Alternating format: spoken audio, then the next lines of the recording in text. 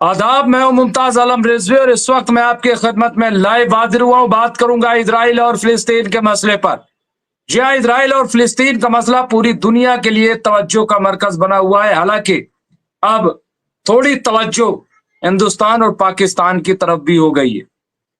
یہاں پر بھی ایسا ماحول بنتا دکھائی دے رہا ہے کہ جیسے ہندوستان اور پاکستان ایک بار پھر جنگ کی آگ میں کود پڑیں گے.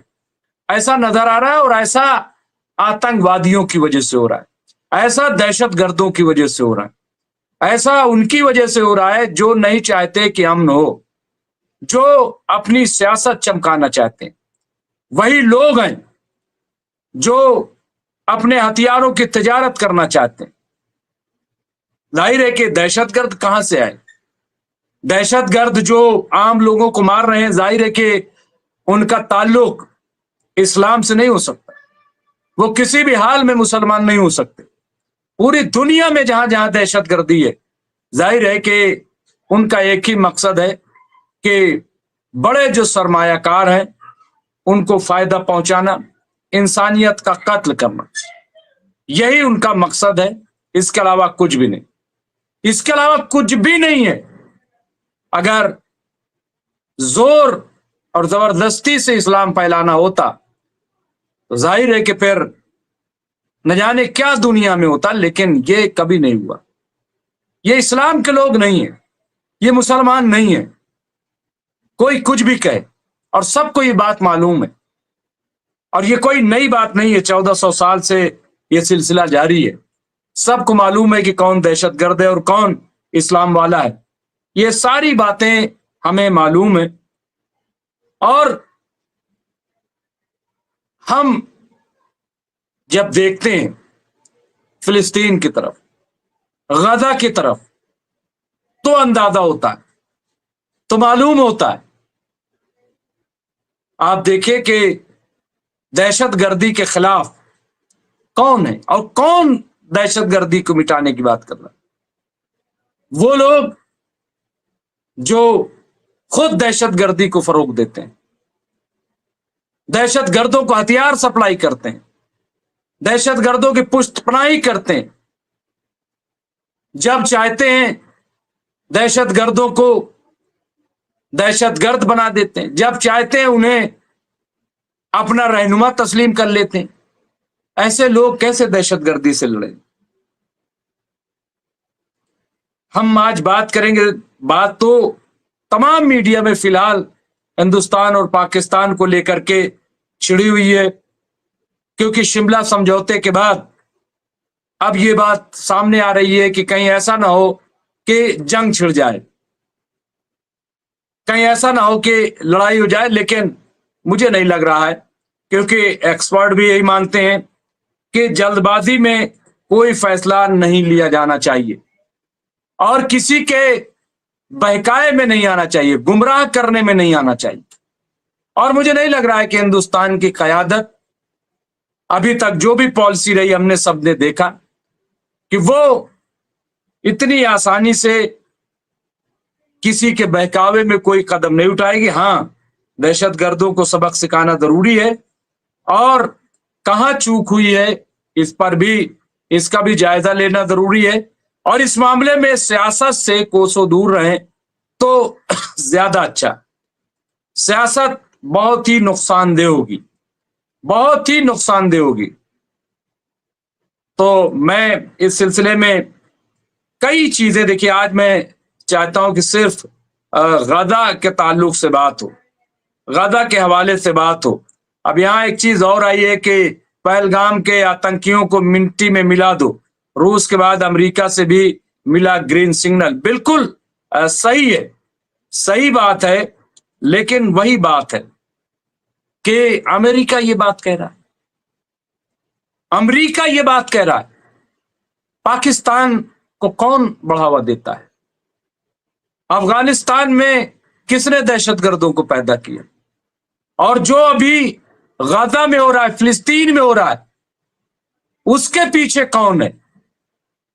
غزہ کے لوگوں سے پورا غزہ خالی کرنے کی بات کی جا رہی ہے، اور حماس کی آڑ میں یہ کیا ہے؟ یہ کون سی انسانیت ہے؟ کیا یہ دہشت گردی نہیں ہے؟ یہ بھی ہمیں دیکھنے کی ضرورت ہے. تو میں کئی حوالوں سے بات کروں گا. میرے ساتھ ابھی جڑیں گے ایڈوکیٹ شاہد علی صاحب، لیکن اس سے پہلے میں ایران سے جو بہت امپورٹنٹ خبر آئی ہے، ایک تو ایران سے یہ بہت امپورٹنٹ آئی ہے. اب آپ اس سے فرق دیکھیے. اس سے میں اس لیے کہہ رہا ہوں، امریکہ کیا کہہ رہا ہے، اسرائیل نے کل کس طریقے سے پرووک کیا ہندوستان کو، اور اسے 7 اکتوبر 2023 سے جوڑ کر کے دیکھا. 7 اکتوبر 2023 کیوں ہوا تھا؟ یو این او کی رپورٹ آ گئی. آپ نے قبضہ کر رکھا ہے، آپ مار رہے ہو فلسطینیوں کو، آپ قید کر رہے ہو. ہندوستان کیا ایسا کر رہا ہے کیا؟ ہندوستان کہاں پاکستان کو مار رہا ہے؟ ہندوستان کہاں پاکستان پہ قبضہ کر رہا ہے؟ ہندوستان کہاں ناجائز کوئی ایسا کام کر رہا ہے؟ آپ ہندوستان اور اسرائیل میں کوئی مقابلہ ہے کیا؟ ہندوستان ایک سیکولر ملک ہے. ہندوستان ایک اہنسا پرمو دھرما والا ملک ہے. ہندوستان واسودیو کٹمبکم والا دیش ہے. اور وہ کہہ رہے جو ظالم ہے، ہندوستان سے موازنہ مت کیجیے، ہندوستان سے اپنے آپ کو مت ملائیے. ہندوستان کل بھی فلسطین کے مظلوموں کے ساتھ تھا اور آج بھی ہے. ٹھیک ہے، ریلیشن ہے، تجارتی ریلیشن ہے، سفارتی ریلیشن بھی ہیں، دوستانہ، لیکن اس کا مطلب یہ نہیں ہے. ہندوستان کا اپنا کیریکٹر ہے، ہندوستان کی اپنی فارن پالیسی ہے. ایک طرف میں بتانا کیا چاہتا ہوں، ایک طرف آپ وہ دیکھیں، اور دوسری طرف ایران نے کیا پیشکش کی. ایران نے کہا ہے کہ ہم سمجھوتے کے لیے آگے آ سکتے ہیں. میں شاہد علی ایڈوکیٹ صاحب کو اسکرین پہ لاؤں گا اور بہت جلد ہمارے کچھ اور مہمان جڑ جائیں گے. میں شاہد علی ایڈوکیٹ صاحب کا میں استقبال کرتا ہوں. آپ جو ہے سیاست داں، علیکم السلام، آپ سیاست داں بھی ہیں اور آپ سینئر ایڈوکیٹ بھی ہیں، اور اس کے ساتھ ساتھ آپ پولیٹیشین بھی ہیں. اور حالات پہ نہ صرف ہندوستان بلکہ بیرون ممالک پر بھی آپ کی بڑی گہری نظر ہے. پچھلے دنوں ہم نے بات کی تھی فلسطین کو لے کر کے. اب یہ 3-4 دنوں سے جو حالات پہلگام کے بعد پیدا ہوئے، اور واقعی بہت ہی ڈراؤنا تھا، بہت ہی ہولناک ہے جس طرح سے مارا گیا، اس میں دو رائے نہیں ہے. اور دہشت گرد تو ہیں، اس میں کون انکار کر سکتا ہے کہ دہشت گرد نہیں. لیکن سوال یہ ہے کہ دہشت گرد کو پیدا کون کرتا ہے؟ دہشت گردوں کی دہشت گردی سے فائدہ کس کو پہنچ رہا ہے؟ کون ہے جو اپنی تجارت کو فروغ دینا چاہتا ہے؟ کون ہے جو اپنے اسلحوں کو بیچنا چاہتا ہے؟ یہ سب ہمیں دیکھنا پڑے گا، ہمیں غور کرنا پڑے گا اس چیز کو. معاملہ صرف اتنا نہیں ہے کہ صاحب یہ ہندو مسلم یہ ایسا معاملہ نہیں ہے. اس کے پیچھے بہت بڑی سازش ہے. اور میں کہوں گا ہندوستانی سرکار سے کہ آپ بالکل تمام چیزوں سے اوپر اٹھ کر کے اور بہت ہی ایماندارانہ اس کی جانچ کرائیں. اس کی جانچ ہونی چاہیے، اور ہندوستان کو بالکل اس طرح کی باتوں میں نہیں بھیجنا چاہیے. میں بات کر رہا تھا ایران کی. شاہد صاحب، ایران نے ایک پیشکش کی ہے، اور ایران نے کہا ہے کہ ایرانی وزیر خارجہ سید عباس عراقچی نے سوشل نیٹ ورک پر اپنے ایک پیغام میں لکھا ہے کہ ایران پاک بھارت ثالثی کے لیے تیار ہے. انہوں نے کہا کہ ہندوستان اور پاکستان ایران کے بھائی اور پڑوسی ہیں اور صدیوں پرانے ثقافتی اور تہذیبی رشتوں میں جڑے ہوئے ہیں. ہم دوسرے پڑوسیوں کی طرح ان کو اپنی پہلی ترجیح سمجھتے ہیں. تہران اس مشکل وقت میں فریقین کے درمیان افہام و تفہیم کے لیے اسلام آباد اور نئی دہلی میں ہر ممکن کوشش کو بروئے کار لانے کے لیے تیار ہے. یہ وہ جذبہ ہے جو فارسی شاعر سعدی نے ہمیں سکھایا ہے. تو یہ انہوں نے کہا کہ ابن آدم ایک جسم کے اعضاء ہیں جو ایک عنصر سے بنائے گئے ہیں. جب کوئی عنصر زخمی ہو تو دیگر اعضاء اس درد کو محسوس کرتے ہیں. یہ میں یہیں سے بات کرنا چاہتا ہوں और मुझे लग रहा है कि इस पे शाहिद साहब थोड़ी सी बात जरूर होनी चाहिए। आप देखिए कि ईरान एक है जो सालसी की बात कर रहा है, जो कह रहा है कि नहीं ये बढ़ना नहीं चाहिए, और कुछ वो लोग हैं, मुल्क हैं जो चाहते हैं कि जैसे वो कर रहे हैं कि 50-60 हजार लोगों को मार दिया, हिंदुस्तान भी जंग में कूद पड़े। ऐसा मुझे ऐसा लगता है कि ऐसा लोग चाहते हैं। शाहिद साहब, क्या आप, और हमारे साथ फिरोज अहमद बख्श साहब भी जुड़ गए हैं, मैं उनका भी इस्तकबाल करता हूँ। शाहिद साहब, सबसे पहले फिरोज अहमद बख्श साहब जो मौलाना आजाद यूनिवर्सिटी हैदराबाद के आप चांसलर रहे हैं, और इसके साथ साथ आप जो है वो इंटरनेशनल इशू पर कॉलम लिखते रहे हैं और मिडिल ईस्ट को बहुत अच्छी तरीके से समझते हैं। हिंदुस्तान में भी वो सियासत में अपना एक मुख्तलिफ नजरिया रखते हैं, सब जानते हैं। तो मैं उनका इस्तकबाल करता हूं, उनका खैर मकदम करता हूं।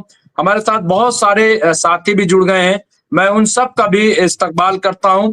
और मैं यहीं से जो बात मैंने शुरू की थी शाहिद साहब, कि ईरान का जो रुख है, कैसे आप देखते हैं इसको? जी, अस्सलाम वालेकुम। आपने बहुत सारी बातें कही, उसमें ईरान की भी बात है, हिंदुस्तान की भी बात है।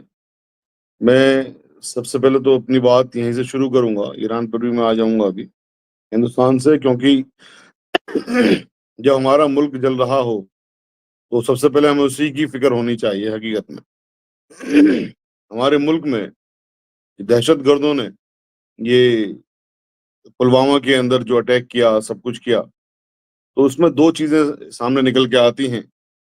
एक तो ये कि वहां पर इंसानियत का कत्ल हुआ। कुरान करीम की आयत जो चैप्टर नंबर 5 आयत नंबर 37 है गालिबन, जिसमें अल्लाह सुब्हानहू तआला कहता है कि एक इंसान का नाहक कत्ल पूरी इंसानियत का कत्ल है, और एक इंसान को अगर कोई बचाता है तो जैसे उसने पूरी इंसानियत को बचा लिया। तो उस दिन वहां पर दोनों चीजें सामने आई। कुछ जो दहशतगर्द थे, जिनको पिशाच भी कह सकते हैं आप, उन्होंने कुरान के खिलाफ जाकर के पूरी इंसानियत को कत्ल किया।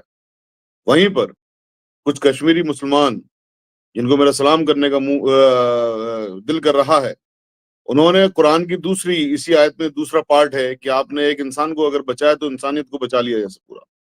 तो बहुत सारे इंसानों को वहां से बचाया, और उन लोगों ने तमाम फेसबुक वगैरह से सब जगह से लिखा भी है कि साहब किस तरह से हमें घोड़े वालों ने बचाया, खच्चर वालों ने बचाया, जो पैदल वहां पर लेके चलते हैं उन लोगों ने बचाया। किस तरह से वहां पर उनकी तमाम चीजें, उनसे अपने पैसे भी नहीं लिए, टिप्स की तो बात छोड़ दी है, अपना उनसे उजरत भी नहीं ली। तमाम जो गाड़ी वाले हैं उन्होंने ही बचाया, उन्होंने मेहनत करी। और फिर वहीं पर साथ में जब वो एयरपोर्ट आ जाते हैं तो एयरपोर्ट वालों ने 3,000 रुपए के टिकट के 80,000 रुपए टिकट भी लिए, 70,000 रुपए टिकट भी लिए। तो एक साथ आपको तीन चीजें देखने को मिली। एक तो वो दहशतगर्द हैं जो कुरान के खिलाफ जाकर के इंसानियत का कत्ल कर रहे हैं। मुसलमान तो वो हो ही नहीं सकते किसी भी कीमत पे। लेकिन दूसरी जो चीज है कि वहां पर जो बचाने वाले हैं, जिन्होंने इंसानियत को पूरी को बचाया, वो ही मुसलमान थे, अल्हम्दुलिल्लाह। तीसरी चीज, जो एयरपोर्ट पे जो एविएशन अथॉरिटीज थे, या जो एयरपोर्ट जो जो जो एयरलाइंस के मालिक थे, उनमें उन दहशतगर्दों में क्या फर्क है कि आप यहाँ पर आपदा में अफसर ढूंढ रहे हो, ऐसी आपदा में जहां पर लोगों को ऊपर मतलब इंसानियत का जहां कत्ल हुआ हो, जहां से कुछ इंसानों को बचा लिया गया हो, और वहां पर आप उनसे इस तरह की ये वसूली कर रहे हो, कि आप सोचिए ना कि वो किस चीज से गुजर के जा रहे हैं। ये जो चीजें हैं। चौथी चीज यहाँ पर इंपॉर्टेंट बात यह है, देखिए पूरा मुल्क देश के साथ खड़ा है, इसमें कोई शक की बात नहीं है, लेकिन देश से सवाल पूछना भी तो हमारा फर्ज है। देश से हम सवाल क्यों, कोई भी सवाल पूछने को तैयार नहीं, भाई बताओ देश कैसा क्यों हो गया। अभी तक जो पहले हुआ था पहलगाम वाला, उसका पुलवामा वाला, उसका अभी तक कोई वो नहीं है पता, और अब पहलगाम हो गया। तो ये जो चीजें हैं इनसे सवाल भी होना चाहिए। अगर मैं बता रहा हूँ दावे के साथ में, अगर कांग्रेस की सरकार होती तो माननीय नरेंद्र मोदी जी बिहार में चुनाव रैली नहीं कर रहे होते, वहां पर पहलगाम में जाकर के वहां प्रेस कॉन्फ्रेंस करके सरकार के ऊपर हमला कर रहे होते। तो यहाँ पर विपक्ष भी हमला नहीं कर रहा, पूछ भी नहीं रहे सरकार से, भाई पाकिस्तान पर अटैक होना चाहिए, इसमें कौन मने कर रहा है, करिए अटैक। बल्कि लोगों को कह दी, ये हो सकता है कि जो हिंदुस्तानी हैं जितने भी, अगर उनको सबको इजाजत मिल जाए तो खुद ही पाकिस्तान खत्म हो जाए। लेकिन जो सरकार की जो जो जो फराइज हैं, क्या सरकार उन फराइज को पूरा कर रही है? کیا سرکار نے جو اپنے جو لیپسز ہیں انفارمیشن ان پٹ کی بات ہے، تمام چیزوں کی بات ہے کہ وہاں پر سرکار کو کیوں نہیں گھیرا جاتا، وہاں پر ہوم منسٹر صاحب کیوں ریزگنیشن نہیں کرتے؟ نیتک ذمہ داری سرکار کی کیا ہوتی ہے؟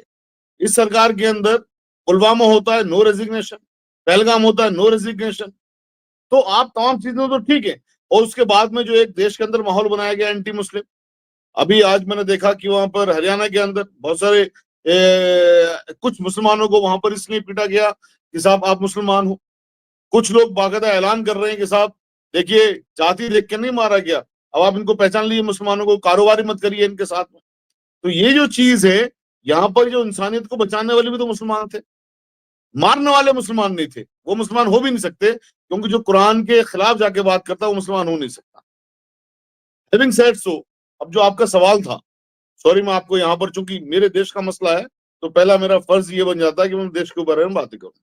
دیکھیے ایران کی جو بات ہے، ایران یا تہران، اگر حقیقت میں جیسے میں نے پہلے بھی کہا کہ لیڈرشپ جو دنیا کی لیڈرشپ ہے، دنیا کی لیڈرشپ بھی ان کی طرف دیکھ رہی ہے. کیونکہ جب تمام طرح کی چیزیں ہو گئیں، سب کچھ ہو گیا کہ وہاں پر آپ نے وہاں کے حکمران کو بھی مار دیا یا دوسرے الفاظ میں کہ شہید ہو گئے، آپ نے تمام چیزیں وہاں کے جو فوجی حکمران تھے یا فوجی جو ان کے سپہ سالار تھے، اونچے اونچے عہدے والے، آپ نے ان کو بھی ختم کر دیا، پھر بھی جھکنے کو تیار نہیں ہو. تمام چیزیں ساتھ میں لے کے وہ وہاں پر چل رہے ہیں.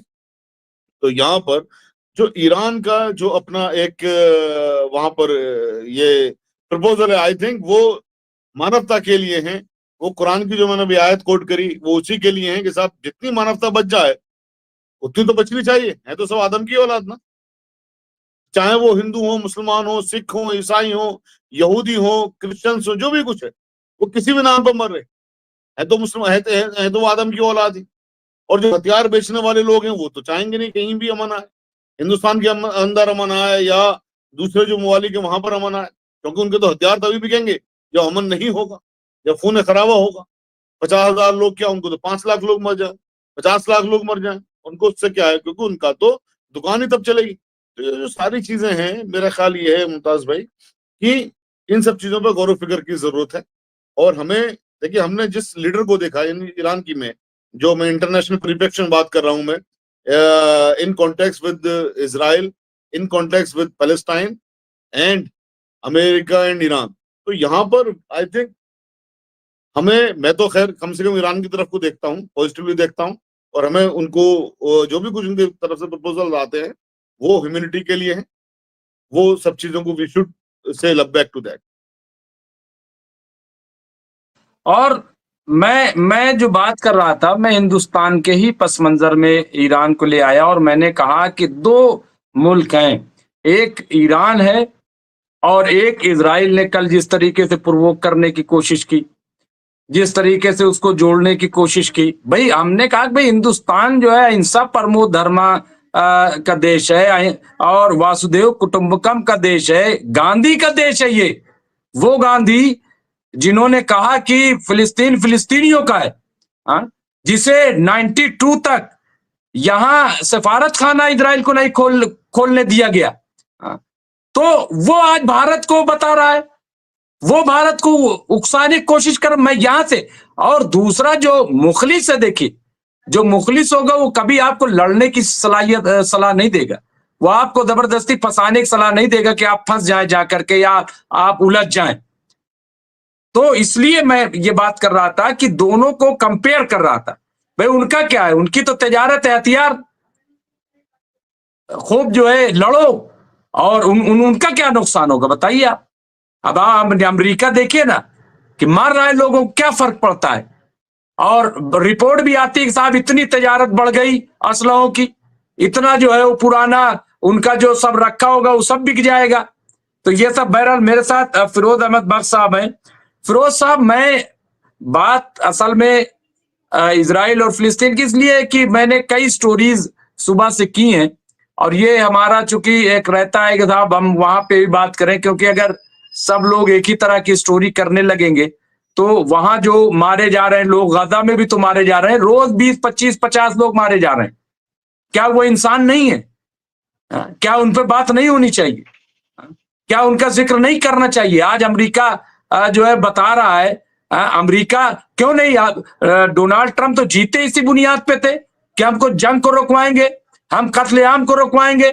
लेकिन कल हमने देखा कि साहब वो तो भेजने के गाजा के लोगों के, मैं फिरोज बख्श साहब आपसे भी मैं जानने यहीं से शुरुआत करूंगा, क्या कहीं दुनिया की तारीख में आपने ऐसा सुना है कि किसी मुल्क में रहने वालों को, जो कदीम वो भी अरब, और उनसे कहा जाए कि साहब अपना वतन छोड़ करके आप चले जाओ, जो लेना वो ले लो? क्या आपने कभी सुना है फिरोज बख्श साहब?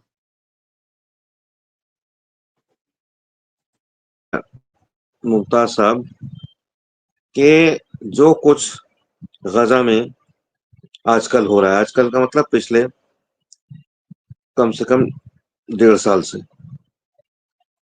1 साल से 1.5 साल से, और जो इससे पहले वहां होता रहा 1.5 है, साल पूरे हो गए, ज्यादा हो गए।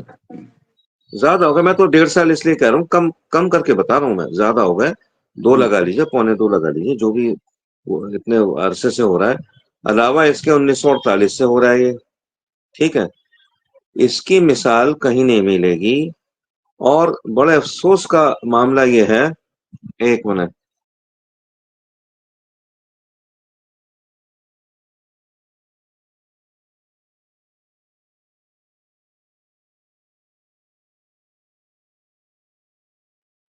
लग रहा है कुछ टेक्निकल प्रॉब्लम हो गई है फिरोज बख्श साहब, लग रहा है कोई चीज देख रहे हैं। जैसे ही वो आएंगे, मैं शाहिद साहब, चूंकि आप के पास वक्त कम है, मैं यही कहूंगा, क्या आपने कभी सुना है कि कहीं ऐसा पढ़ा है आपने कि किसी मुल्क के तमाम लोगों को कहा जाए कि आप साहब यहाँ से चले जाइए, जो लेना हो पैसे ले लीजिए, नौकरी ले लीजिए, दीजिए, और नहीं जाओगे तो मार दिए जाओगे? क्या कहीं सुना है आपने? ये मतलब यही तो बस सब चीजें हैं ना कि ये जुल्म की इंतहा वाली चीजें हैं, ये जुल्म की इंतहा वाली चीजें हैं। इससे बड़ी और क्या चीजें होंगी? अगर मैं कुरान को कोट कर रहा हूँ दहशतगर्दों के लिए, तो इनसे बड़ा दहशतगर्द कौन होगा कि आप पूरे के पूरे लोगों से कहें से आप कहीं चले जाइए, आप छोड़ दीजिए। ये भी तो दहशतगर्दी का ही हिस्सा है। या जो भी आदमी धर्म का नारा, किसी भी धर्म का नारा लगा के किसी को मारते हैं, गोश्त की बिना पे मारते हैं, कुछ भी करते हैं, ये सब आतंकवादी ही तो है। आतंकवाद की कैटेगरीज अलग अलग हो जाती हैं।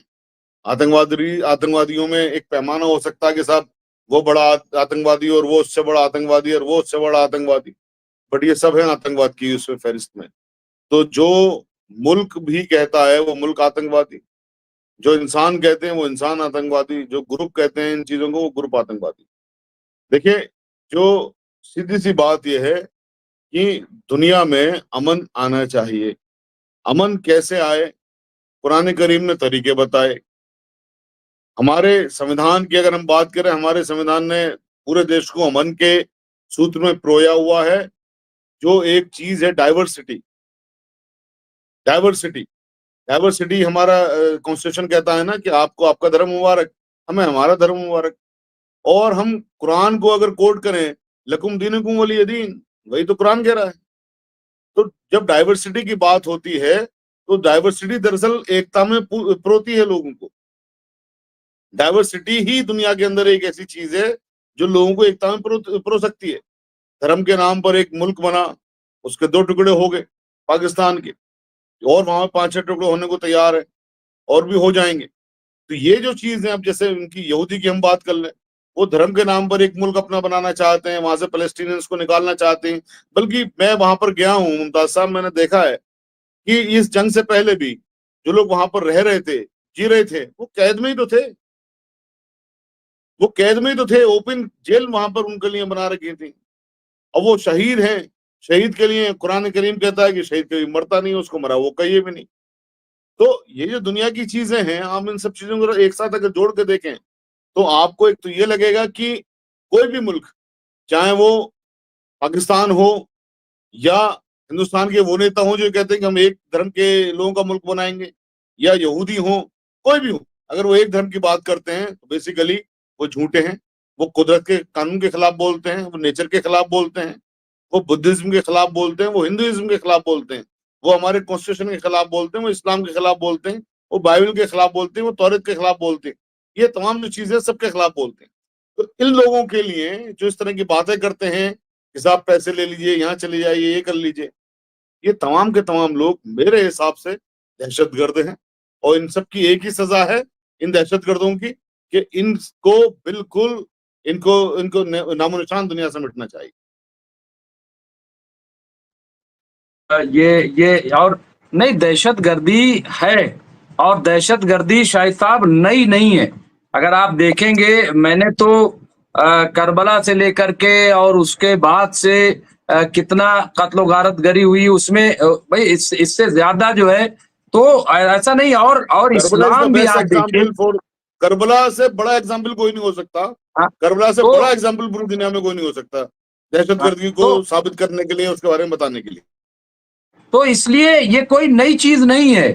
اور ہم تو یہ کہتے ہیں کہ دیکھو، اسلام کا چولا چونکہ پہن کے آتنکواد آ رہا ہے، اس لیے مسلمانوں کی بہت بڑی ذمہ داری ہو جاتی ہے، اسلام کے ماننے والوں کی بہت بڑی ذمہ داری ہو جاتی ہے کہ وہ ایسے لوگوں کی نشاندہی کریں، ایسے لوگوں کو بتائیں کہ کون صحیح معنی میں اسلام والا ہے اور کون اسلام والا نہیں ہے.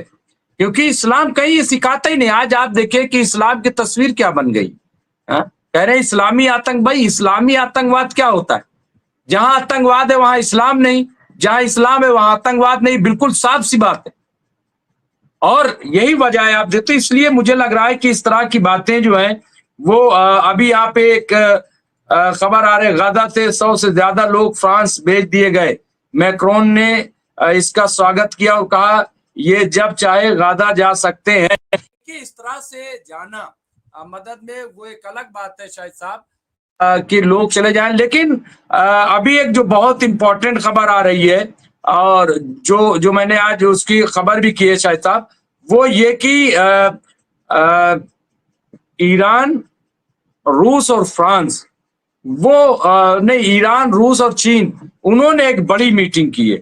انہوں نے بہت اہم میٹنگ کی ہے. تو کیسے آپ دیکھتے ہیں اس میٹنگ کو؟ خاص طور سے یہ کتنی امپورٹنٹ میٹنگ، یہ IAEA کے ڈائریکٹر جنرل سے ایران، روس اور چین کے نمائندوں کی ملاقات. اقوام متحدہ کے ویانا ہیڈ کوارٹر میں روسی سفیر نے اعلان کیا ہے کہ جمعرات یعنی 24 اپریل 2025 کو IAEA کے ڈائریکٹر جنرل سے ایران، روس اور چین کے نمائندوں کی ملاقات میں ایران کے ایٹمی پروگرام کے بارے میں گفتگو کی گئی. یہ جو میٹنگ ہے، یہ تو بتایا گیا کہ ایٹمی پروگرام ایک طرف ایران، امریکہ جو ہے اس کی کوشش یہ ہے کہ بند کیا جائے، دوسری طرف یہ میٹنگ ہے. کیا ایران یہ بتانا چاہتا ہے کہ ہم اس کو ختم نہیں کریں گے اور ہم پوری تیاری میں ہیں، کوئی ہمیں کمزور نہ سمجھے؟ کیا یہ، اور یہ جو ایران، اچھا اس سے پہلے سعودی عرب سے میٹنگ ہوئی تھی، آپ کو یاد ہوگا، ایک ڈیلیگیشن بھی ایران گیا تھا. کیسے دیکھتے ہیں شاہد صاحب اس کو؟ سارا درد تو یہی ہے کہ ان کے پاس ایٹمک پاور ہے، اور کیا ہے بھائی؟ درد اس کے علاوہ اور کوئی درد نہیں ہے. دراصل امریکہ کیا چاہتا ہے کہ ساری طاقتیں، سارا پیسہ اس کے پاس ہو. اس کے ڈالر کے لیے جب انڈیا نے اور تمام ملکوں نے کہہ دیا کہ صاحب ہم اس کے ڈالر کو نہیں چلائیں گے، اس میں تجارت نہیں کریں گے، تو اس نے سب کی طرف آنکھیں ترنی شروع کر دی. اب جو ایران سے پرابلم کیا ہے؟ ایران سے پرابلم یہی ہے کہ ان کو لگتا ہے کہ اس کے پاس میں ایٹمک پاور ہے. ہمیں نہیں پتا ایٹمک پاور ہے یا نہیں، لیکن اگر ایٹمک پاور ان کے پاس ہے تو کیوں نہیں ہونی چاہیے صاحب؟ ایک ملک ہے، ملک کے اندر دیکھیے ایک چیز ہوتی ہے سوورنٹی، یعنی سمپروتا، جسے ہندی میں کہتے ہیں، اردو میں مجھے اس کا الفاظ نہیں آتا سوورنٹی کا کیا ہے. جو بھی سوورن پاورز ہیں، جو بھی ملک ہیں، ان ملکوں کو اپنے حساب سے اپنی طاقت رکھنے کا، اپنے حساب سے اپنے ملک کو چلانے کی آزادی ہونی چاہیے. اب یہ نہیں ہے نا کہ ایک ملک طاقتور ہو گیا تو اپنی مونوپولی برقرار رکھنے کے لیے سب سے کہے گا تم بھی چپ، تم بھی چپ، تم بھی چپ. تو یہ جو چیزیں ہیں، اگر آپ دنیا میں کہیں بھی دیکھیے، جیسے میں نے اس دن بھی کہا تھا کہ چند لوگ جن کے پاس پوری دنیا کی کرنسی ہے یا پیسہ ہے، وہی پاور کو پوری کو سنچالت بھی کرتے ہیں.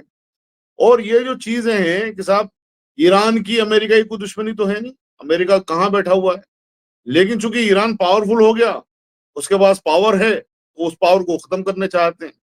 اسی لیے چاروں طرف ان کے یہ لگا دیے جو چیزیں ہیں صاحب، یہ فلسطین میں بھی اور یہ تمام جو ابھی دوسرا ایک ملک وہاں پر ابھی جو حکومت چینج ہوئی ہے، تو یہ سارے کا سارا جو گیم پلان ہے، مطلب آپ بتائیے 2010 سے وہاں پر تشدد چل رہا تھا، تمام طرح کی وہ بنی، کوئی کامیاب نہیں ہو سکا، اچانک راتوں رات جادو ہو گیا کہ صاحب وہاں پہ ستا پریورتن ہو گیا، سارا کچھ ہو گیا۔ پورے کا پورا جو گیم پلان ہے صرف ایران کو نیوٹرلائز کرنے کا، اس کی پاور کو نیوٹرلائز کرنے کا ہے۔ میرا اپنا ماننا یہ ہے کسی بھی ملک کو اپنی حفاظت کے لیے تمام چیزیں رکھنے کا حق ہے، اس کے پاس ہونی بھی چاہیے۔ اب جو طاقتیں ہیں، اب جیسے روس کے پاس طاقت ہے، یوکرین سے لڑائی لڑ رہا ہے، روس نے تو آج تک استعمال نہیں کیا نا، بیٹرنگ پاور استعمال تو نہیں کری، لیکن اس کے پاس ہے طاقت کہ وہی ضرورت پڑی کہ صاحب اگر میرا ہی کوئی خاتمہ کرنے آ گیا تو میں اس کو بھی دیکھوں گا۔ تو یہ چیزیں ہیں، کوئی اگر بڑی طاقت کسی کے پاس ہے تو اس کا مطلب یہ نہیں ہے کہ وہ سب کے اوپر جا کر اٹیک کرنا شروع کر دے گا، وہ تو اپنی حفاظت کے لیے کر رہا ہے نا۔ جب تک وہ ایگریسر نہ ہو، اور ایگریسر کہاں پر ہے وہ، آپ ایک ملک کو، فلسطین کو آپ نے چھین لیا، وہاں کے لوگوں کو آپ قتل عام کر رہے ہو، آپ وہاں سے ان کو نکالنے کے لیے کر رہے ہو۔ اگر اس ظلم کے خلاف کوئی آگے کھڑا ہو جاتا ہے تو آپ کہتے ہو اچھا بھائی تیرے پاس طاقت، تیری طاقت بھی ختم کریں گے، اس سے بڑا نانسنس اور کیا بات ہوگی۔ تو اس میں جو میرا اپنا ماننا یہ ہے کہ کسی بھی ملک کو انکلوڈنگ ایران اپنی طاقت رکھنے کا حق ہے۔ ہاں، طاقت کا ناحق استعمال نہیں ہونا چاہیے، طاقت کا بہت طریقے سے استعمال ہوتا ہے۔ جیسے ہمارے پاس طاقت ہے، ہم نے نروڑا میں ایٹمک پاور پلانٹ لگایا ہوا، بجلی بناتی ہیں ہم اس کا کیا ناجائز استعمال کر رہے ہیں، لیکن طاقت ہونی چاہیے۔ پوکھرن میں اٹل بہاری واجپئی جی نے نیوکلیر ٹیسٹ کیے، اس سے پہلے اندرا گاندھی جی نے کیے، پوری دنیا کو پتا ہے ہمارے پاس طاقت ہے، تو طاقت تو ہمارے پاس ہونی چاہیے نا۔ تو اسی طرح سے کسی بھی دیش کا سمان ہونا چاہیے، اس کے پاس طاقت ہے، طاقت کی ہے صاحب اپنے پاس، لیکن اس طاقت کو یہ نہیں کہ صاحب میرے پاس زیادہ طاقت ہے تو کم طاقت والے بھائی صاحب آپ بالکل زیرو ہو جائیے، آپ کے پاس کوئی طاقت نہیں ہوگی، آپ میرے غلام بن جائیے۔ یہ تو پھر پوری دنیا کو غلام بنانے والی بات ہے۔ آج کے زمانے میں آپ پرانے زمانے میں جا رہے ہو، آپ چنگیز خان والے زمانے میں، کہ نہیں صاحب چنگیز خان کے پاس طاقت ہے، پوری دنیا اس کو سلام کرے۔ وہ تو زمانہ آج کی ڈیٹ میں ہے نہیں، نہ وہ زمانہ آ سکتا ہے دوبارہ۔ تو یہ جو چیز ایران کے ساتھ میں ہو رہی ہے، اور یہ تمام کے تمام چیزیں، میرا اپنا ماننا ہے کہ ان کو یہ نیوٹرلائز کرنا چاہتے ہیں، ان کے ایٹمک پاور کو، اگر ان کے پاس پاور ہے یہ تو اس کو ختم کرنے کی تمام یہ پلاننگ ہے، اسی کے تحت یہ سارا کچھ ہے۔ کیونکہ ان کو ڈر ہے کہ فلسطین کے ساتھ میں وہ کھڑا ہوا ہے، یا ظلم جن کے اوپر ہوا ہے ان کے ساتھ میں وہ کھڑا ہوا ہے، وہ نہیں ہونا چاہیے ان کے مطابق۔